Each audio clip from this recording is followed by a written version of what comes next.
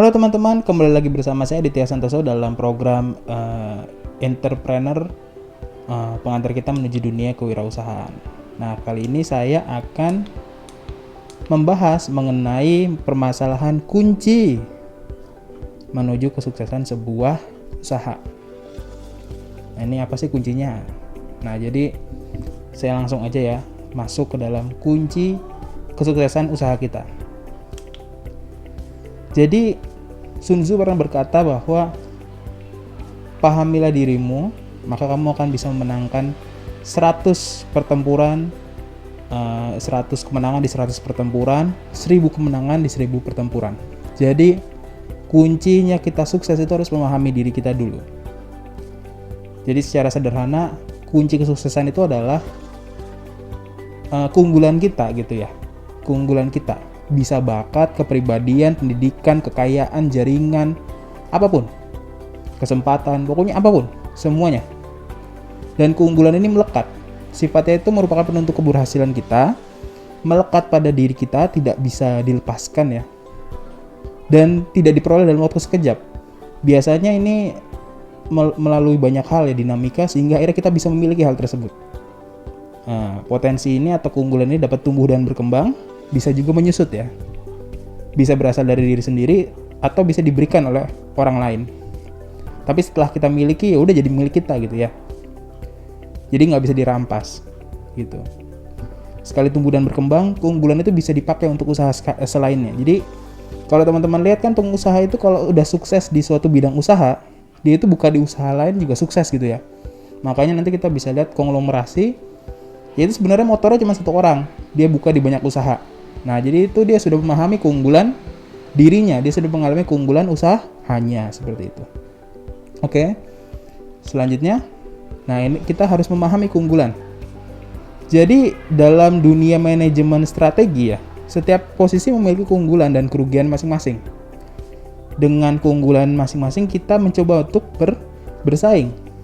Contohnya kita jualan ayam goreng.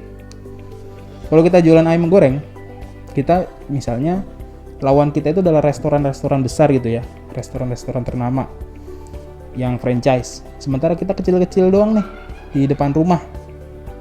Nah, itu ada kelebihan kekurangannya. Kekurangannya kita adalah karena kita itu memulai sendirian gitu ya, tidak menggunakan franchise, kita nggak bawa nama siapa-siapa. Biasanya konsumen itu agak gimana gitu. Akhirnya kita cuma bisa membidik pasar-pasar di sekitar rumah kita. Kalau kita lebih besar mungkin bisa membidik pasar yang lebih luas, misalnya di pinggir jalan gitu ya. Tapi ini ada kelebihan dan kekurangannya.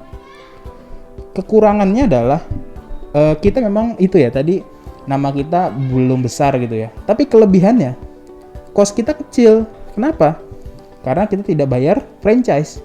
Dan kita juga tidak bayar franchise, tempatnya juga di dekat rumah warga gitu ya.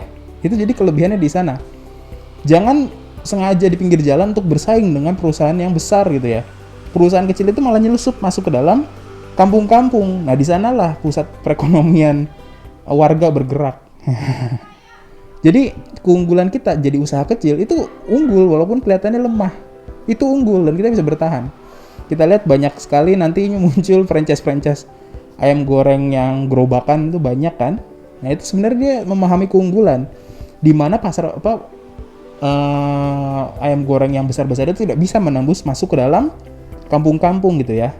Nah, nanti musuhnya itu adalah makanan ojek online ya, di antar delivery gitu ya. Tapi tetap aja cost-nya lebih besar karena mereka franchise kan. Nah, bahkan kalau misalnya yang jual tetangga mereka sendiri kan mereka agak segan ya. Ngapain beli jauh-jauh kalau tetangga juga jualan rasanya juga sama gitu ya. Jadi kita harus memahami keunggulan kita, karena di setiap posisi pasti kita punya keunggulan masing-masing. Tidak mungkin tidak punya keunggulan. Kalau kita merasa tidak memiliki keunggulan, berarti kita belum memahami diri kita. Jadi sukses itu perlu dipancing teman-teman. Kalau kata Pak Renat Kasali, sukses perlu dipancing. Jadi nggak bisa itu sukses tiba-tiba terjadi. Nah, ini jadi sebuah studi, para ahli itu sudah mengakui bahwa hoki atau keberuntungan tidak datang tiba-tiba. Harus dipancing dengan kerja keras, serius, komitmen, apalagi bahkan kesabaran ya, karena nanti dianya akan menghadapi banyak sekali kegagalan gitu ya. Kita udah tahu keunggulan kita, tapi belum tentu kita sukses, karena itu harus dipancing gitu ya. Jadi bagaimana bisa memancingnya itu tergantung sikap kita. Keunggulan kita sudah identifikasi, tapi bisa aja nggak tumbuh karena kita menyia-nyiakannya. Mungkin saja kita menyerah orang jenis pertama mungkin dia menyerah karena bingung, ini gue unggulnya di sini tapi gue nggak tahu mau diapain gitu ya. Misalnya ada orang yang lawakannya bagus gitu ya, tapi bingung dia, saya mau jual ini kemana gitu, emang bisa diwirausahain lawakan ini. Nah, akhirnya juga sekarang kita lihat ada yang akademi pelawak itu ya, stand up comedy sampai berapa banyak season. Nah, padahal lawakan itu juga bisa dijadikan industri kan, berarti. Lalu yang kedua, mungkin kita udah tahu keunggulan kita, tapi kita malas mengasah keunggulan tersebut. Ingat, keunggulan ini harus diasah, kerja keras. Jadi kita kalau malas biasanya ya udahlah, saya tahu saya unggul di sini. Talent tanpa kerja keras, ya udah itu zero ya. Kalau kerja keras tapi nggak punya talent, ini berat. Kalau kerja keras tanpa talent itu berat. Kalau talent tanpa kerja keras itu nggak ada hasilnya. Talent dengan kerja keras sukses gitu ya. Jadi harus yang ketiga, kita kerja keras mengelola keunggulan yang kita miliki. Nggak ada jalan pintas untuk sukses. Bekerja keraslah dan asahlah keunggulan, sehingga kita bisa menjadi sehingga hal tersebut bisa menjadi pintu kesuksesan bagi kita. Mungkin kita berkata, dia sukses karena bapaknya. Kan ada yang gitu ya teman-teman ya. Dia sukses karena bapaknya punya uang banyak, akhirnya dibukakan itu universitas, dia jadi rektor di sana. Enak banget, dia masih muda, umurnya seumuran saya berarti ya, atau tuaan sedikit dia udah jadi rektor gitu ya. Iri? Enggak. Dia di sana juga cobaannya beda sama kita, karena dia bapaknya itu udah punya gitu ya. Cobaan dia itu apa? Cobaan dia adalah hawa nafsu. Dia bisa aja udah dapat privilege gitu ya, akhirnya dia apa? Boros. Dia nggak pernah ngerasain kayak kita jadi orang miskin gitu ya. Yang saya udah pernah ngerasain jadi orang miskin banget. Sampai saya pergi ke sekolah itu harus ngitung, pernah pulang tanpa jalan kaki karena nggak bisa naik angkot gara-gara uang habis, hilang. Uang hilang, nggak bisa pulang, jalan kaki. Jadi orang miskin, ngerti caranya hemat gitu ya. Beda nanti kalau jadi orang kaya, mereka nggak ngerti miskin, biasanya boros gitu. Jadi teman-teman ingat, setiap posisi pasti apa? Pasti ada kelebihan dan kekurangan masing-masing. Jangan iri. Dia punya privilege, dia punya cobaan masing-masing. Kita nggak punya privilege gitu, tapi kita bisa dididik oleh hidup. Hidup susah itu sebenarnya kita sudah dididik gitu ya. Jadi nggak usah iri-irian. Tenang aja. Tuhan itu maha adil. Jadi kita sudah punya keunggulan, lalu selanjutnya kita inkubasi keunggulan tersebut. Dan keunggulan itu kita inkubasi ke dalam bisnis kita. Jadi kita inkubasi itu kita implementasikan ke dalam bisnis kita. Misalnya kita punya kemampuan meracik resep makanan yang enak, maka kita perlu memasukkan itu ke strategi dana. Kita melakukan riset berbagai macam masakan. Ingat, kita belum punya perusahaan ya, Tapi kita sudah kita udah tahu keunggulan kita. Ya udah, kita siapin dana untuk melakukan riset lingkungan yang mendukung riset. Kita cari teman-teman yang ngerti tentang masakan. Kita cari grup-grup di Facebook, atau kita follow di Instagram, atau kita ikutan klub masak kalau bisa gitu ya. Jadi pokoknya lingkungan yang mendukung kita riset tentang masakan gitu ya. Jaringan, kita harus cari tahu ini gimana sih supplier yang murah tapi kualitasnya bagus gitu ya. Lalu skill management, ya tentu kita butuh skill management, karena tanpa ada skill management kita nggak bisa membentuk operasional perusahaan. Kan ini belum ada perusahaannya. Kita menginkubasi keunggulan kita sebagai personal dulu gitu ya. Ini kalau kita belum punya perusahaan dan kita baru tahu keunggulan kita harus memikirkan, kita harus inkubasi keunggulan kita hingga bisa membentuk sebuah sistem rencana membangun perusahaan. Maka selanjutnya, kalau kita sudah membangun perusahaan atau sudah punya perusahaan, atau teman-teman yang udah punya perusahaan, kita implementasikan keunggulan kita di strategi. Misalnya yang tadi ya, kita bisa membuat produk makanan yang enak dan murah. Maka kita di keuangan, kita menekan biaya. Kita strategi menekan biaya. Karena kita targetnya murah kan. Bagaimana caranya supaya murah? Entah nanti mencari bahan-bahan yang substitusi, bahan yang ini terlalu mahal, cari ganti bahan yang ini. Rasanya tidak merubah rasa tapi harganya lebih murah misalnya gitu ya. Atau ada bahan yang dihilangkan karena tidak terlalu banyak berpengaruh terhadap rasa gitu ya. Atau alat-alat yang di downgrade. Gak usah beli alat yang mahal, alat yang murah dulu supaya cash flow perusahaan itu tetap ada gitu ya. Pokoknya bagaimana kita itu bisa menekan biaya. Lalu operasional, menjaga kualitas, inovasi yang efektif, efisien, dan adaptif. Adaptif ini maksudnya kayak apa? Dengan teknik dan metode serta teknologi terbaru. Jadi teman-teman mungkin bisa ngelihat life hack ya. Kadang-kadang life hack itu kan aneh-aneh, tapi ada juga yang benar gitu ya. Dia memberikan cara cepat untuk bisa melakukan sesuatu gitu ya. Ya kita pelajari bagaimana bisa membuat percepatan dalam proses operasi kita.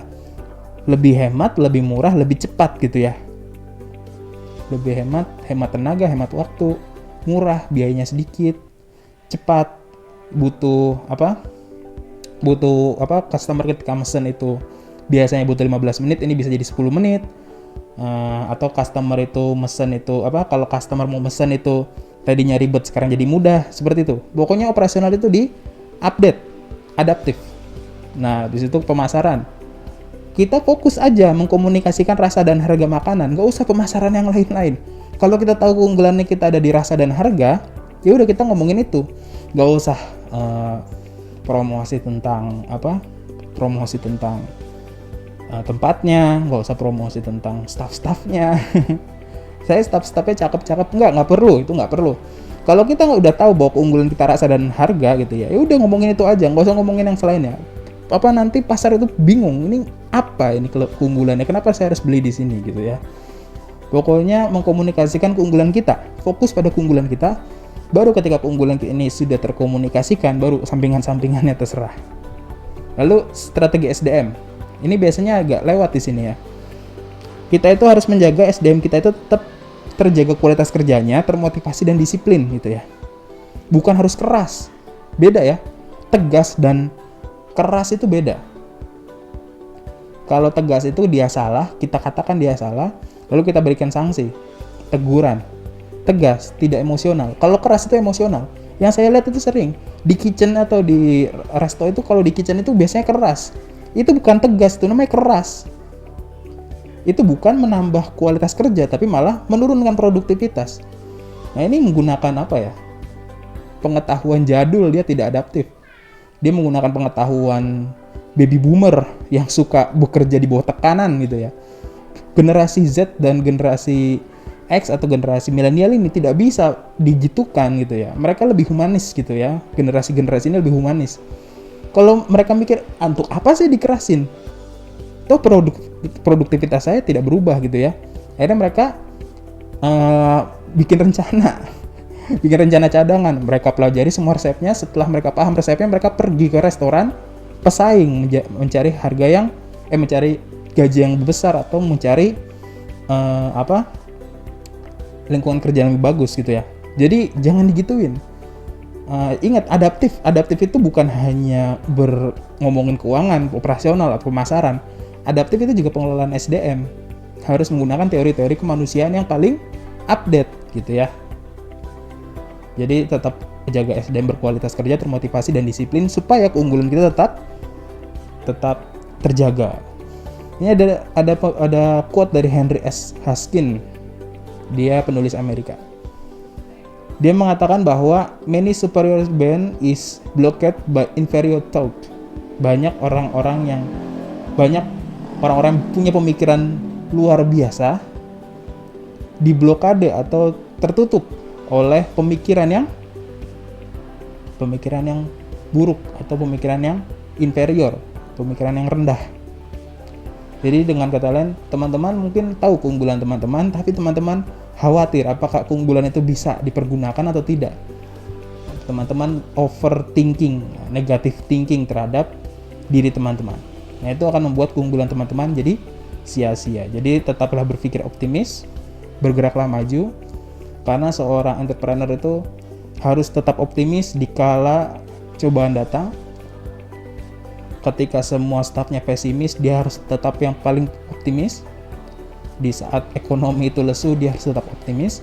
Dia harus mencari jalan keluar. Itulah seorang entrepreneur. Oke, sekian dari saya. Kurang lebihnya mohon maaf. Sampai jumpa di episode berikutnya. Tetap sehat ya, stay healthy. Bye-bye.